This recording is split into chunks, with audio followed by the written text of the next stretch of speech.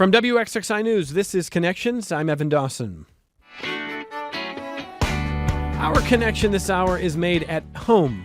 And I'll ask, what is home to you? Is it just a place? Is it a sentiment, a feeling? Perhaps it's a person or an activity that's part of your identity. In her October editor's letter, City Magazine's Leah Stacy writes, "Editing this issue has solidified my belief that home is a state of mind, a state of being, a person's arms around us, a voice on the phone, even if it's miles away, a good meal around a table full of people we love, a city where we find ourselves, and perhaps a longing for an even greater destination beyond this life." Home is the theme of this month's issue for the magazine, and each story explores a different take on the idea, from physical places to feelings of connection and more. And the City team is here this hour to discuss it. Leah Stacy, editor of City Magazine, welcome back. Thanks for having me. Thanks for being here. Next to Leah Stacy is Roberto Logares, who's multimedia reporter for City. Hey, hello Always there. a pleasure. Welcome. Jake Walsh, art director for City Magazine. Hey, welcome to you. Hi, Evan. And Patrick Hoskin, arts reporter for City. Hey. Hey. Hi, everybody. I have to say that the editor's letter here, it wasn't gauzy, it wasn't sort of puffy, but it made me feel something, because this is a region, just my personal opinion, having moved here in 2003, I think this is a region that's kind of hard on itself sometimes when you talk to people. And yet when outsiders criticize Rochester, that's when people are like, hey, how dare you say that about Rochester? But, Yeah. So it's this kind of mixed identity of how we feel about our home, the ideas here. So why this particular theme for this particular month, Leah Stacy? Oh, I think we've had this idea for a while. October is our sort of like big concept rotating issue. We had the death issue, and then we had the lore issue. And this year we were like, let's do home, but not like a bunch of interior designers kind of home, although no shade to them. And there is definitely some great interior content in here when it comes to like your actual house. But yeah, the concept of home in a larger way. And I love what every writer and visual creator did with that concept in these pages. It's a beautiful issue. I'm so proud of this one. What's the first memory that comes to mind for you when you think about home from your childhood? Oh, a cornfield. A cornfield. Yeah, I didn't even mean it to be seasonal, but I grew up literally in a house, two different houses, like kind of split my childhood, and they were both surrounded by fields and then the road. So that's the first image in your mind? Yeah. Yeah. And maybe it is a little bit this time of year bringing that one to mind first. But yeah, just a lot of like playing outside and being creative and using my imagination, being with my siblings. Yeah. I had like a heavy sense of family when I was writing this editor's letter too. My youngest sibling just got married, and two of my other siblings both had children in the last 2 months. So just thinking a lot about, like family and home not necessarily being a place. Although for many of us that is rooted there, right? Yeah, no, it's interesting because in hearing your response, so I'm thinking of the image of home that comes to mind for me, but also the idea in my mind is not just the place. So for me, it's a summer day. My mother, who is 80 now and has had plenty of health issues that are not skin related, would tan from 10 to 2 outside all summer. She was a teacher. So during the summer, she would just lay on the patio and she'd be like, she would crank up soap operas so loud and she would listen to soap operas. She's the only person I ever met who consumed like the original podcaster. Guiding Light or whatever. What were the soap operas of the time? General Hospital? Sounds right. Days of Our Our Lives. All My Children. All My Children. As the World Turns. Now we're getting them. I think she had all of them, and it would just blast it. I love this woman. She would open. The window. So cool. The TV was on inside. She would blast it, and she'd be laying out, and she'd be like, "From 10 to 2, don't bother me." Yes. And this is like small town Ohio. Yeah, Even better. Suburban, but it's okay, interesting okay. because the suburb now that I grew up in looks like Pittsford, but at the time there were like 3 streets and a lot of cornfields. So I was at on one of the streets that just ended in a lot of these farms. Yeah, now it's all developed, and so what I would do with this time is like I would just go somewhere. We'd go in the creek and we would catch crayfish. The neighbors. Yep. Kids were so creative. We invented all these ridiculous games I could probably still play if I went back to. Yeah. So it's an image of a thing, like the patio and my mom and the loud soap opera, but also like the day is ours. Like, and it just stretches out before you unwritten. Great sentence. You Yeah. know, so that's the idea of home here. What about you, Berto? What's home? What comes to mind for you? For me, the freshest memory I have is because we've just uncovered a bunch of old VHS tapes at home. And it's me, my brother, sister, and my cousin hanging out every summer and fall at my grandma's house in Hilton. And it's we just saw a clip the other day of like me and my older brother playing football in the front yard in the middle of the leaves. It's just the two of us. We didn't have there wasn't really any neighborhood kids because it's out in the middle of nowhere in Hilton. And yeah, we're just like, he's throwing me the ball like it's a kickoff and I have to go run through him. And he's he's like 4 years older than me. And he's, at the time I remember him being very rough. The video shows very differently. He was holding back a lot. Oh, really? Oh yeah. I was like, I'm so much smaller than you. Stop being so mean. And like the video, he's like barely hanging on to me. He's being quite gentle. Oh yeah. Yeah. That's really lovely. But yeah. No, my older brother was 7.5 years older, and I have a twin brother. He would make us ride our bicycles in circles in the garage as fast as we could. And the game was called Knockout. He would take a soccer ball that he could palm, and he would throw it as hard as he could at the tires of our bicycles, trying to wipe us out. Oh, no. And this lasted until one time when my twin brother took the ball in the back of his back tire, and the bike went flying out from under him, and he landed with his head down on the cement. So that was the end of Knockout. So that's another vision of home. So my brother was not as gentle as yours. Man, Yeah. brutal. What's the statute of limitations on assault for something like that? Anyway, he's in another state. Jake Walsh, an image of home? Well, very different, I would say. I'm an only child, so a lot of my memories of growing up are hanging out with mom and dad. Honestly, watching PBS, watching WXXI for real. Not a plug, just very true. And I've kind of been thinking a little bit about what I was going to say because it always comes around. You always get asked the question, so I'll try to make it brief. But I'm getting married next year, and it has been very, very wonderful watching my fiance kind of adopt my parents and vice versa. We've been hanging out, the four of us, and it's very, very special. So if I have to think of what feels like home currently, it's that. It's like riding in the car with my fiance and my mom and dad. And but the memories, it's a lot of mom and dad stuff. And I'm hanging out with mom and dad still. Pat and Tina, shout out to them. They're probably listening. I love that was home and that's still home. It's different. It's very Sure. It's strange going through this life, is it not? Yes, it's meant to be strange. But I think that's really lovely, though. Thanks. No, that's really nice. What about you, Patrick? Well, interestingly, so my wife and I were talking about this recently. So I grew up here, moved away, lived in New York City, and then moved back in 2020. And so I feel like when I did that, I was able to get a lot more. And I think like the fact that I did do that at all meant that I sort of had to evaluate, is that cool? Should we do that? Is that where we should go? We could theoretically go anywhere. But I said, well, I'd like to go to Rochester, and my wife is from Florida. And so I was kind of, I just pitched it like, why don't we check it out? If you like it, we'll stay. And here we are. But when we first moved back here, I was like driving around, showing her, I was like, man, that is the Hots place that we used to go all the time. Isn't that awesome? And she's like, cool, looks like a building. Also, I'm a vegetarian. So it's all very subjective, which that was honestly a really good lesson to be like, oh yeah, this place that I have so many memories and like it actually does have personal significance. It doesn't to you. So I guess we should create our own then, so I don't just keep trying to shoehorn my own. I would argue that if someone loves you, and I'm sure your wife loves you, presumably she does, that she should want to know why something is important to you, but you can't expect her to have the same sentiment. Exactly. So she appreciated seeing it, and then I think I was like, yeah, remember, have I showed you this? And she was like, you definitely already showed me that. I don't need to see it again, but I love that you have it. I love that it's special I love that to you. for It's you. a familiar feeling, yeah. I mean, Ditto. like that's impossible for others to have the same feeling about something. It's just, it's unique to yourself. And so the idea of home is so many different things. Nobody here just said like, this is what my bedroom looked like. Like home was a feeling, a set of experiences.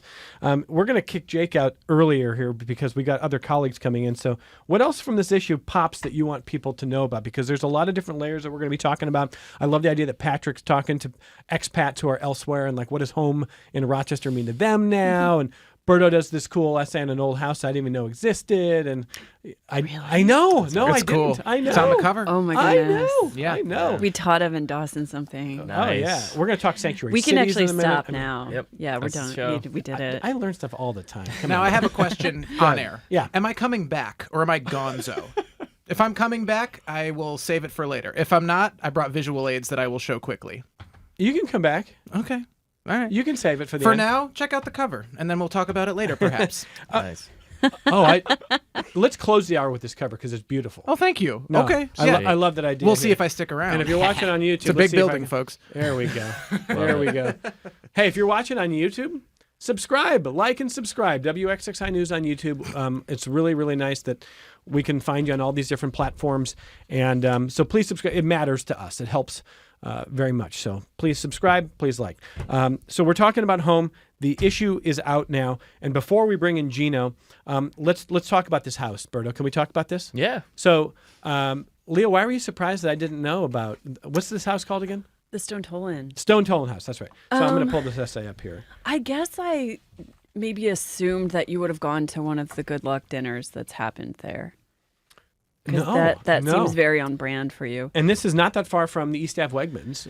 No. for It's so a close. Very physical close. location. Yeah. Very close. So, but how did it end up on City's radar here for this issue? I mean, it's been on my radar when we were talking about, good options for a photo essay. The photo essays are actually tough. Like we have a discussion around these every time because there's so many options, but then there's not. Because the visual And- component is really like, Yeah. it's tough. Like you need something you can move around and do different angles and also like have a conversation.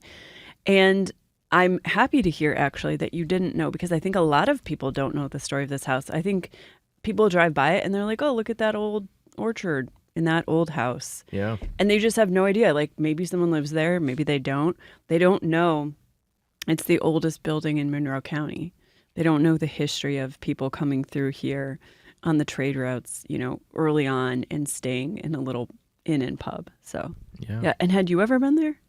No, that was my first time. All of these were captured the first time ever being there. So, yeah. There's so many lovely images that literally look like a time capsule. Yes. But this is the piece where I think Larry Francher told you that these home museums aren't really doing well. Yeah. Right? Yeah. So Larry Francher with the Landmark Society, they're concerned that a lot of these landmarks in all communities across the country. Yeah. Sometimes you'll pass when there will be this plaque, and I always like to stop and read the plaques, like, "Oh, this house used to be this," or and there's a story in every one of those, but people are going to them less, and the people are showing less interest. So I'm just glad to breathe a little life into the story. What stood out for you going to this one, Berto? So for me, I currently live out in like Riga, Churchville area, and being there on the grounds, interviewing Larry, and just walking around, you forget very quickly like where you are. Like for a moment, I was like, this could be out there, like out in a very rural area, if not for like a little bit of the traffic noise on the other side of the big wall. But other than that, like it is crazy how like I don't know, just how transportive it was, how it felt, and the fact that it is open to the public and they want more people to know about it, and their dedication to preserving it and keeping it this historical educational opportunity, but then also wanting to explore like the options of the property itself, because as you'll read, there is some back and forth on like, what do we do with this, and they are dedicated to their mission, and they very easily could just bend and say, hey, there's plenty of people willing to pay a lot of money for a big sure. piece of property on East Ave, right? Yeah. So the fact that they don't want to do that is pretty awesome. And just being able to, be in this very special place they're very focused on the accuracy of it all. It was just really cool to be there. And I'm excited to see what comes next, because as you'll read, something has to happen. Well, right, and the Landmarks already told Berto for this piece that not only have they turned down offers, their intention is to continue to say no. The Stone Tolan House goes back to 1792. I love the picture of the quill pen sitting there in the natural light on the table and the spectacles there, and there's something like really kind of hauntingly beautiful and old-timey about this. So if you're watching on YouTube, there's the image right there. I love that image right there. That's the one that looks like, what year are we? What century are we in? Yeah. And so this was a home, as Berto writes, of Orring and Elizabeth Stone, but also the tavern is the oldest portion of the site, and it was the town's watering hole. Yes. What a cool place. Yes. So really neat. What do you think happens next year? I mean, like, do you really stand in that place and feel like we're going to appreciate this enough that it's going to stay? I think it needs to be a hybrid approach, which, if I were to guess, they didn't comment on this, but if I were to guess, that it seems to be where they're going to head, which is maintain the educational opportunity and then utilize the space for community and bring, just different events and things like that, like on the grounds. They talk about how if we're doing this work and trying to preserve things, and we're doing this all for the public, what good is it if the public doesn't know and doesn't benefit? So I'm excited to see that. I think that is the approach that, if I were to go about it, that's what I would do, to have this kind of dual purpose. Yes, maintain the house, keep it how it is, have this educational opportunity, but then enjoy the grounds as it is, because I think we are losing spaces where people can gather and do things and not feel like they have to pay to be there. I think it's really important for communities to understand that this is even here. I think this piece will alert a lot of people, me included, that it exists. I'd like to go see it. I'd like to take my son. I'm a nerd about like how people used to live. I just love those kind of questions, like when I see period pieces or series or streaming series, I'm always like, well, that's interesting that John Wilkes Booth got out and rode, but like, how did he go to the bathroom? Like, what was going on? Like, What's that like? Like, where was he Yeah. sleeping? What were the beds made of? Yes. I mean, like, I have weird questions like that, but I'm always wondering. And maybe it goes back to that Louis C.K. bit on everything's amazing now and nobody's happy. And I kind of feel like that's true. So I just thought this piece was really cool, Berto. You did a great job with this. A lot of fun. Thank you. Stone Tolan House. Check it out. It's on East Avenue, Monroe County's most historic property, and something that I didn't even know was there. So it's part of the issue in City Magazine this month with the theme of home. And we're going to invite Gino Finelli to come on in here, and Jake will vacate and come back in and talk about cover art before the issue is over. The issue is never over. The hour is going to be over at some point. But the issue goes on. Hey, Gino Finelli. So Gino's popping in because Gino has a piece, I would say very different. I mean, a different, very kind of newsy kind of focus here. It's called A Place of Refuge. And the subject of Gino's piece is alerting people what it means to be a sanctuary city at this time. Pretty timely. Yeah, pretty timely. Pretty timely. Do you want to do a quick definition? Because I think people have heard what it means to be a sanctuary city and what that means in terms of like, what are your police allowed to do? What are they not supposed to do? Like what actually that means. So Yeah, so I've written a lot about sanctuary city policy. It's how it's affected, the city administration's approach to how police interact with ICE and CBP operating in the city. And there's just a slew of stories to go back through about all the intricacies of it. But really the basic thing is a sanctuary city and a sanctuary jurisdiction directs its police department and other resources to not aid in federal immigration enforcement. It doesn't mean that federal immigration enforcement can't act here. It doesn't mean that it's illegal for ICE to arrest people here. None of that's true. What is true is that the police department, the fire department, the city hall, whatever it may be, is not supposed to help them solely for the purpose of immigration enforcement. For police themselves, they're allowed to respond to scenes in the interest of public safety. Like, they're supposed to protect a scene, stop anything bad from happening, but they're not allowed to go there and if ICE calls like what happened in March and saying, hey, these guys are giving us a hard time, can you get them out and handcuff for us? They're not supposed to do that, even though they did do that, and that started a whole thing here. So Right. What happens if there's a couple of roofers that have drawn the interest of ICE? sorry, give me one more time. What happens if there's a couple of roofers who have drawn the interest of ICE in a sanctuary city? We saw what happened there a few weeks ago. Yeah, if enough people show up to tell them to leave, eventually they'll leave, apparently. Apparently so. But here's where I think the national debate comes in, Gino. As you point out in your piece, and you make clear today, it does not, contrary to what some people think, it does not mean that your city builds its walls and keeps ICE out, keeps federal agents out, blocks federal agents actively from doing the work.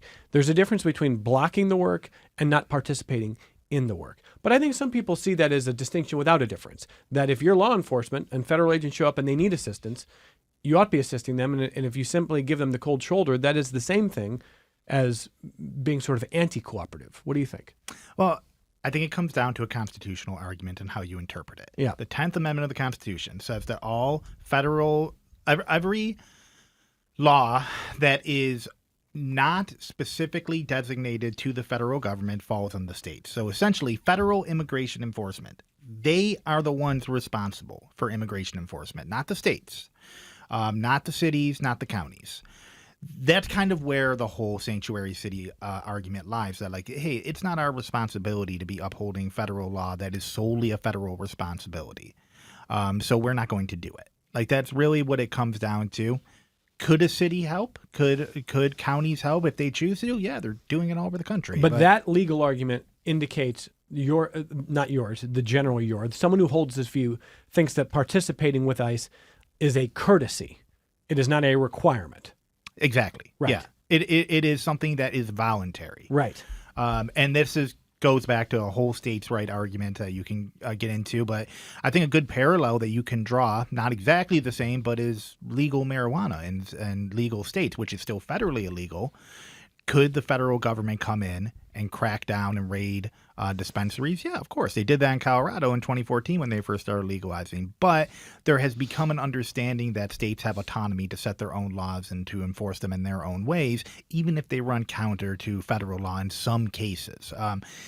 This is kind of the opposite end of the spectrum there. Like, this is, states choosing not to enforce a federal law. And, I guess not. It's a very similar end. But, yeah, that's really what it comes down to. Now, the counter argument that the Trump administration has made is that it's the supremacy clause, that the federal government is the supreme law of the land. Wildly ironic coming from a party that has always talked about states' rights, but that's a whole other issue. So that's kind of the argument here. Is the 10th Amendment meant so that states have the autonomy not to enforce solely federal obligations, if that is their so choosing, or is the supreme law of the land, being the federal government and the United States Constitution, mean that you are beholden to enforce every federal law and every federal whim at the state, local, and county level? I know you're snarking, but you're actually making a really important point. It's a very important point. And the way that we talk about states' rights usually comes down to what issue matters to you. And if the federal law irks you, you want states' rights. And if what the states are doing irks you, you want federal supremacy.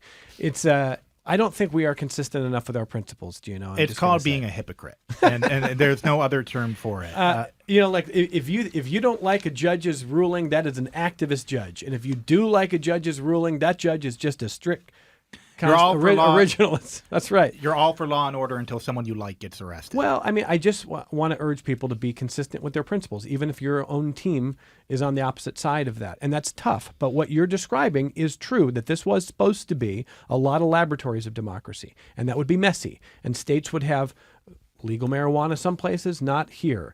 Different reproductive rights here, but not there. And then, the federal umbrella certainly will supersede in some ways.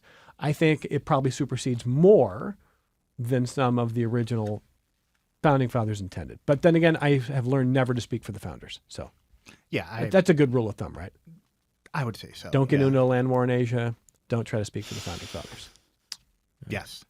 And Hey, I mean, What's the last one from the Princess Bride line? Never going against.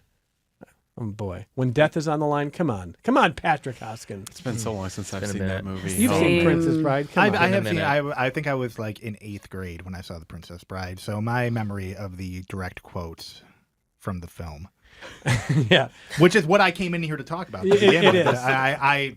It's a Sicilian. never going against the Sicilian when death is on the line. Yeah. Thank There you, you go. Gino. Last thing though is you mentioned that the pressure from the Trump administration. And different cities are responding in different ways because they're worried about losing funding.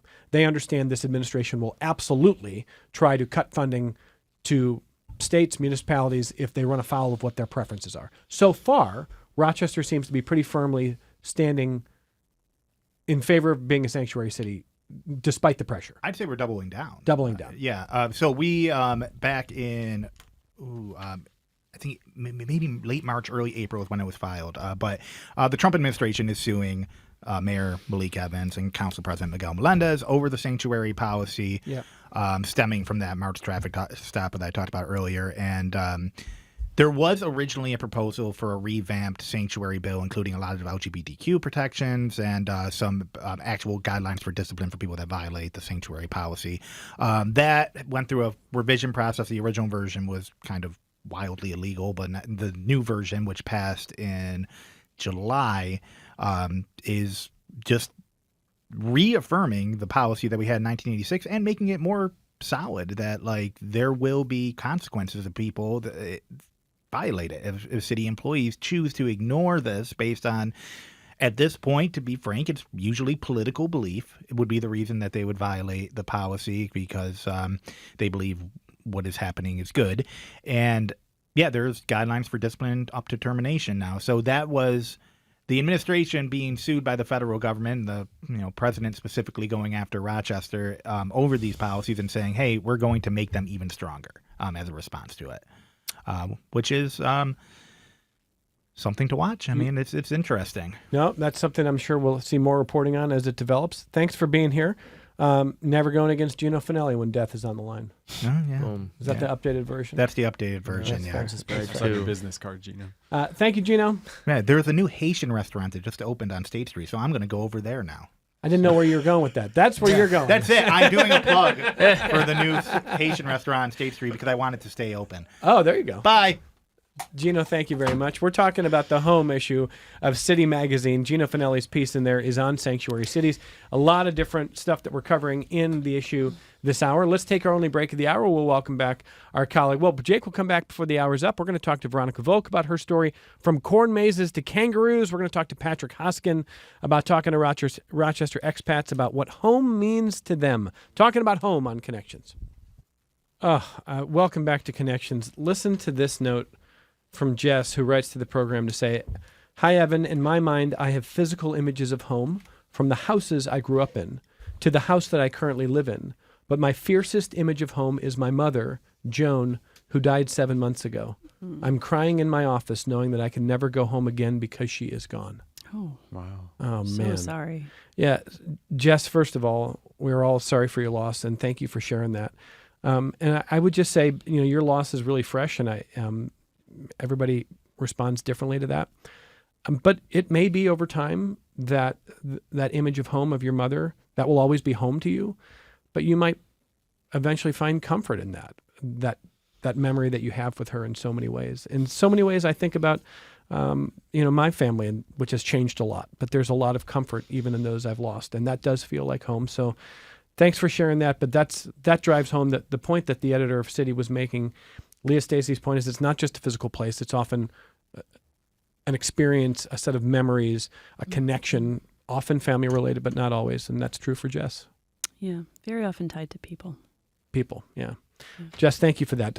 We're going to, a lot of people going out to the farm markets in our area. And Veronica Volk's story takes us to a couple of different places. I was really, really keen on hearing how some of them have developed over time. I didn't realize that the pandemic was a pretty big spur for even more of the growth what farm markets are doing. And the story's called From Corn Mazes to Kangaroos. So fun for you. Hopefully, Thank you. Maybe fun for your family as well here. Yeah, no, making memories, talking about home. I mean, that just resonates with me so much because I'm a mom now. So it's like trying to be responsible for making that childhood and creating that home. But yeah, so this is like a story that I started pursuing because if you, like me, have a small child in your life, in the fall, you might be drawn to like these farms where they have pumpkins and hay rides, but also, I guess, kangaroos. I know, and that's when I was like, what? Like Zip emu? I lines? think emus. emus, porcupines. Emus, So whatever. it's about agritourism. So agritourism is this concept where you turn your farm into a business, where you invite people to come and spend time there to be educated, but also hopefully buy stuff on the way out. Like wineries do this, You Pick Berries do this. I'll But look then at this picture from Natasha Kaiser too. As we talk, if you're joining us on YouTube, you're going to see some of the images. Go ahead, V. Yeah, no. So across the state, there's been like this explosion of agritourism. And one of the places I went to, if you're watching on YouTube, you can see Wickham Farms right now. But I also went to Stokey Farms in Scottsville. And I think we might have a video of that. We have a video of Suzanne Stokey. She runs their Harvest Fest and is also the owner of a Roo Ranch. And she, Oh, what? a Roo Ranch. Roo Ranch. She invited us out there, and we got to meet her baby wallaby, Arlo. This is 2 days out of his mom's pouch into our pouch. So he is just getting adjusted. He's so sweet. Yeah, I mean, that was a great trip. I am melting. That I thing know. is so cute. So the farm is full of little baby animals, and it really speaks to this idea of like drawing people in using farm adjacent attractions. According to USDA data, let's just like talk about the numbers really quick. So you were talking about the pandemic being a pitch point for people. What I was drawn to was that in the last, not the last 10 years, but from 2012 to 2022, there was like an explosion of agritourism, a 78% increase in growth. When you look at like how farms make money otherwise, either like sales direct or sales to distributors, it's still like a small part of the market share. But it was just that growth that was really interesting to me. And also, of course, like to tie it all back to this like city home idea, right? You have Suzanne Stokey, who we saw in that video. And we also went out to Wickham Farms in Webster. And you look at people like Dale and Suzanne. Suzanne Stokey is a 7th generation farmer. And she's turned her family's home into a place where she invites people in. And Dale Wickham actually had this great quote when I talked to him where he talked about how he wants Wickham Farms to be everyone's farm. And like, that's sweet and cozy. And then you go there on a Saturday and it is just brimming with people and kids. Yeah, I think we have more photos Yeah, from it's Natasha beautiful. Kaiser. The zip lines are awesome. The obstacle courses are awesome. I mean, like, it's a little bit past the pumpkins and hay rides, but it's still like a really cool time. Well, what was cool for me seeing your story on this is I was at Wickham a lot when my older son was little. And I haven't been back in a little while. So like the zip line, some of that stuff's new. It's a whole new world. It was now. the big bounce pillow. He was 3 years old and he was going, the big boys are going to bounce me over. He would always say, the big boys are going to bounce me over. And I'm like, they're not going to bounce you over. And also, that's a very cute way of describing it, but it's going to be fun. They have 2 pillows now. They have 2 pillows. Yes, I they're love separated that. by age, so the big boys will no longer bounce him over. Now, Berto's brother would be holding back with restraint. My brother Exactly. would be absolutely just annihilating the kids. But I also think, one of the things that if my older son was here, he would probably say that home in the fall feels a little bit like the corn maze there. So at the corn maze, when he was just learning his colors, you can do the maze on your own, or you can use the little cues that they give you with the ribbons tied.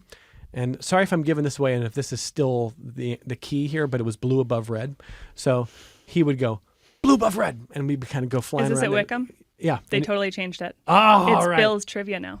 Ooh. Yeah, so you Bill- got to answer Bill's trivia questions to find your way through the maze. Okay, so So I'm never getting out of that. Yeah, I was literally thinking this. I was like, that's my nightmare. You're toast. if Yeah. I said to my 13-year-old right now, blue above red, what am I talking about? He'd be like, oh, I'm back in that corn maze. Yeah. And that probably feels like home. in I the think fall. people in like Rochester and the Finger Lakes have a really special relationship to like the farm community Yeah. in here. Like some people live there, but also from a tourism standpoint, at least from like living in the city, of being able to like go out and pick up a corn stalk and pick a pumpkin, and like knowing that those farms are nearby, I think is like nice I don't know. and Is homey this and cozy. Leah, you brought up cornfields in your vision of home. Is this just do you view it like those of us who didn't grow up on a farm is like, are we just cosplaying outdoorsiness here, or is this? It's probably how people in New York City feel who like live there when we go there and we're like, Times Square. I don't know. Amazing. No, I mean we went to we did the agritourism stuff. We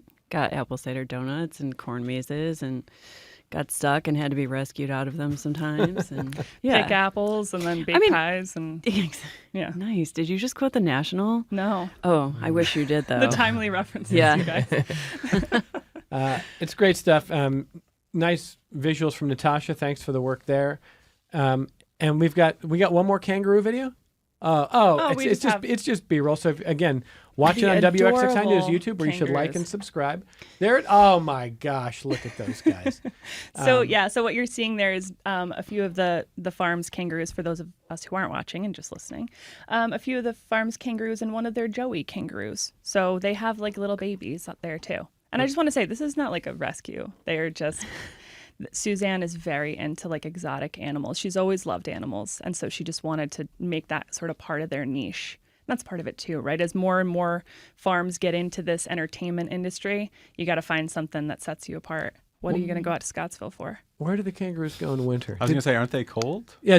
living So- up here? Did they have winter in Australia? Fun fact, they have a winter in Australia. Okay. It's the opposite of our winter. Yeah. But it does get cold in Australia. So they're actually well acclimated to Okay. the climate. Nice. See, look at that. That's good. Look at you and your stereotypes, Patrick. Yeah, I Hoskin. guess so. He's just looking I was out. wondering the same thing. It's fair. Great piece. Thank you. Thanks Thank for you coming very in much. and sharing. Yeah, and thanks to City for allowing me to tell this story. I think it was really fun. We love to have you. Veronica Volk popping in to talk about her piece in City's Home edition. It's the October issue that is out now. Veronica's going to take off, and we're going to bring Jake back because I do want to talk about this beautiful cover. And before we get to that, though, Patrick Hoskin, can you take us through a little bit of this idea of talking to notable Rochesterians with some, as you say, strong roots? That's the name of the piece there. Yes. So Leah and I talked about this last month when we were planning this, but I was like, well, okay, we're a magazine, right? Let's do something. I think this is basically how I pitched it. I was like, we're a magazine, right? We should do something kind of magazine-y. So I guess even more so than what we already do.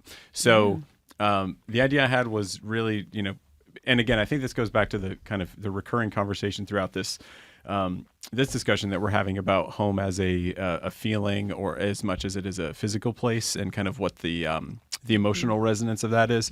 So I wanted to reach out to as many folks who are from here or grew up here, or kind of in some cases just claim this as their hometown, and just ask them sort of open-ended questions about home, what it means to them, how it's changed, especially since they pretty much all these people, I think, all no longer live here or no longer live here like full time. And I thought it would be interesting to get folks who are, notable in their field. So we have, actors and musicians. We have a former deputy administrator of NASA. And I figured, in doing that, it's fun to get, sort of notable people in city, but it's also fun to hear people's different perspectives. And so, I was actually really heartened by, asking people like Chris Perfetti from I was the just gonna Emmy-winning mention- show Abbott Elementary. Abbott Elementary. Jacob in Abbott Elementary is from Rochester. He grew up in Webster, yeah. I until your piece, I had no idea. Why Killing we it. need to get Chris We are Perfetti. killing it. We need to get Chris Perfetti on Connections. That's a great one, wouldn't it? That'd be a really good one. And That show's awesome. Why are you giving me that look? Just so everyone knows, Evan is talking to the producer's desk and not. Okay, so Megan Mack already knew this and is already invited. was the in. best I'm always the last to know. I'm always the last to know. So Megan's a great producer. Yep. But yeah, No, she's looking at me like we've already had this conversation. Is that it? Is that Marit? Okay, I knew it. but Chris, Chris Perfetti, John Dretto, who was just he just had a great conversation with Hannah Mayer of The Root, and I think he was on WXXI News as well, as Shaka Khan's touring guitar player. There's a number of people here in a number of disciplines who, when I kind of reached out to their management or their press people, I was actually very heartened by the response, which was all pretty enthusiastic, and people talking about, there's in some cases, like Chris, I don't think has lived here since he was like 18. He's been in New York City and LA. And then there's some folks who, kind of come back more regularly, but everybody, I think it accessed, something I think it accessed more of that feeling that we've been talking about more than just, talking about home or, family came up, as you can kind of read in the responses, but family, Wegmans came up. There's a lot of these like signifiers for home. But then I really also liked what VJ Iyer said. VJ Iyer is a composer and a classical musician, and more than just classical, but yeah, it's kind of where he's grounded. But he kind of went really wide with it and said, he was in Fairport Public Schools, kind of starting his musical journey. He gets a lot from the Buddhist teaching of coming home to yourself. So he went really sort of wide and kind of metaphysical with it, which I really loved, because I think that has just as much of a place in this issue as more sort of, as I was talking about, those more common signifiers of Rochester or Finger Lakes. So yeah, I was really heartened by the level of love that came through in a lot of these responses. I am just thrilled that they all wanted to do it. I'm really glad they did. And you've got the VJ Iyer that you just mentioned, that very kind of amorphous sense of home as family, appreciating his roots here in Fairport and Rochester, but seeing home in a lot of places. And then you have the very literal Jake Morris. Can I read what Jake said? Sure. Because I think am I reading this correctly? He says, I brought my wife to Rochester for the first time last year, and we had to go to the House of Guitars and get a garbage plate. The latter didn't work out so well, but it got us to Wegmans real fast, so we got to check that off the list too.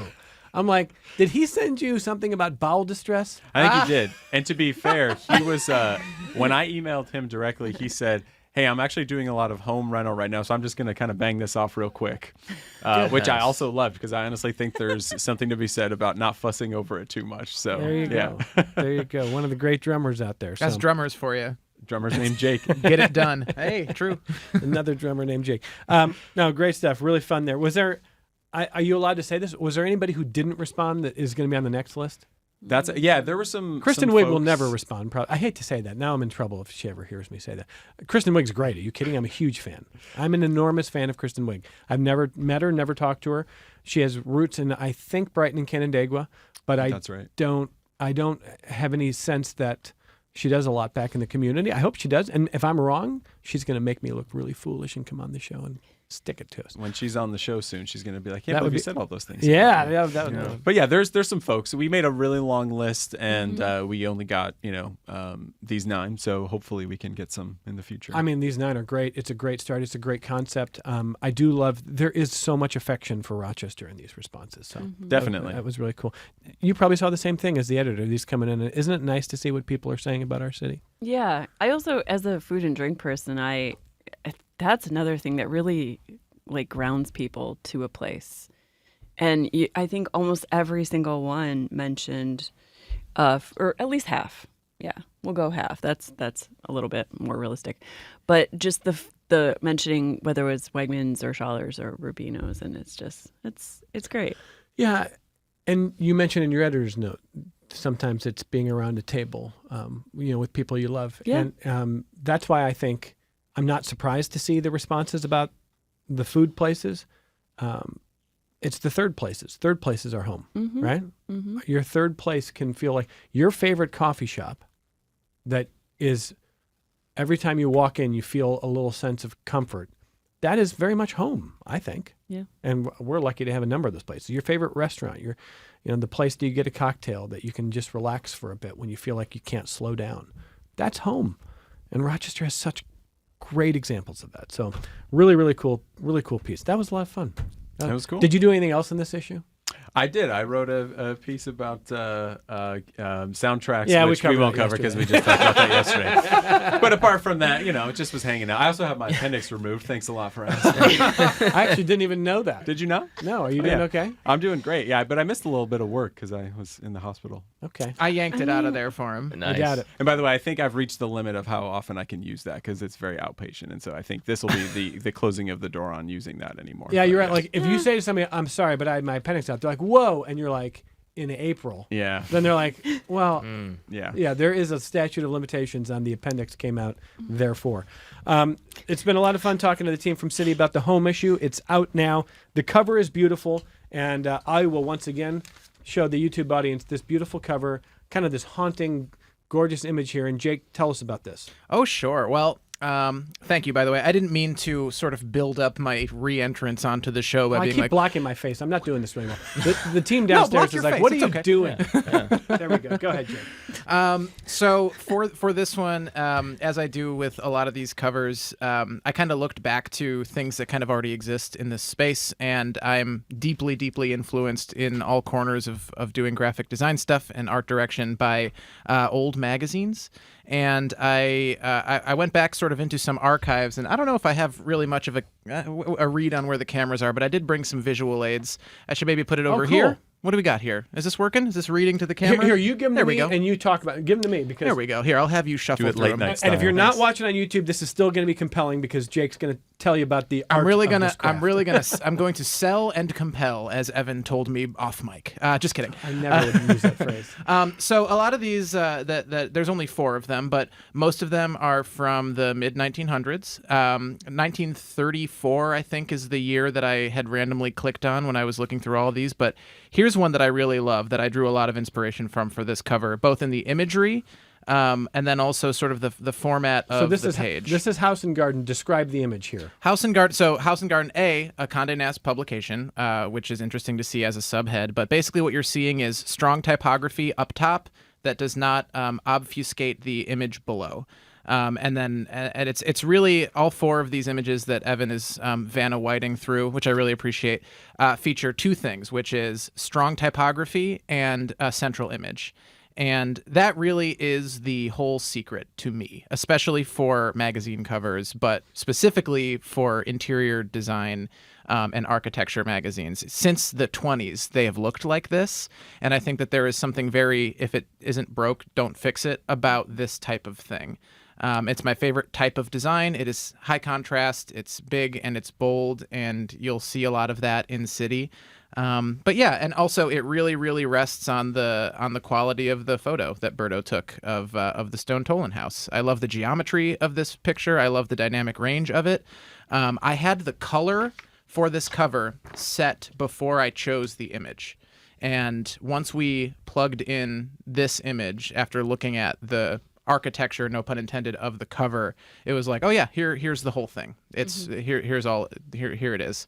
So yeah, I love drawing inspiration from things that are 3 times my age. I really love looking back to things that are in like as old as the concept of home and interior design, and I love replicating it here. I really love uncomplicated things that sort of express a message, and I think that's what that's what I was trying to do here anyway. I think it's beautiful. For as someone who's not in your world, I think you described it really well, and it's really fun. As much as we can have fun and laugh on this program, it's really fun to go inside the craft because I know you put a lot of work into it. Oh, thank and you. it's really cool to see you kind of pull back the layers on that because City is, for all of its quality that we talk about in the big 30,000 foot view, there's a lot of little details that the team puts in here.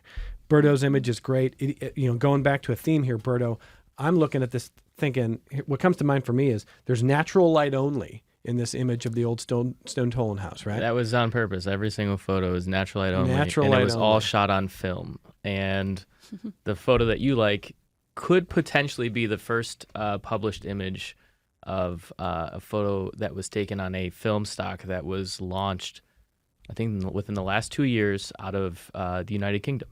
Cool stuff. Yeah. I just think when I see a natural light only, I think in different eras, you had to get used to the darkness. Mm-hmm. I mean, hopefully you had enough candles. Hopefully you had matches. If you can't find your matches at night, are you just going to, I guess it's just dark now. I mean, I know there were different ways of lighting. I get it. But boy, oh boy, we take modern convenience for granted. And Stone Tolan House is a really cool illustration of that. So that takes us back to just one aspect of this issue, but we've tried to cover a lot of it. Pick up the new edition of City, the home edition, the October edition, which is out now. And I just want to thank the team. This was a lot of fun here. Take us home, Leah Stacy. So, we had that really lovely email from a listener who's thinking about losing her mom and thinking about what's changed. People ask, can you still go home? I mean, in general, people are going to answer that differently. But does home still feel like home to you? Yeah, I mean, I think that was the whole point of my editor's letter, is that it changes what you view as home. And sometimes you have to make a conscious choice there. And yeah, I mean, as I wrote in my letter, part of working here has redefined how I see home, how I see Rochester, how much I value it and appreciate it. And the other part of that is my ever-changing family here. And again, it's like, how do you define home in making that choice? City Magazine is the unguent against cynicism. If you want to go ahead and use that as like the new tagline. But for people who are down on our city and our region, city is such a love letter in so many ways to all the great things happening. And I just, kudos everybody. Great stuff. Thank you, everyone. This was a fun way to end the week here. Can I quickly shout out Best Of? Oh, yeah. Oh, my gosh. I should have mentioned Yeah. this. This is important. The music's going to be playing here. Go ahead. RockCityMag.com. Go and vote for the Best of Rochester Awards through November 28th. We are at the final round. So our winners will be announced January 3rd at Anthology, and we have something really fun planned for that this year. So you have through the end of November. November 28th. And where are people voting? RockCityMag.com. RockCityMag.com. Best of Rochester. Go vote now. Hey, thanks, everybody. Thank you. Cheers, you. everyone. Thanks, Have a great Evan. weekend. From the whole team at Connections, a lot of great people doing great work here. I'm merely Evan Dawson saying thank you for listening. Thank you for watching. We're back with you next week on member-supported public media.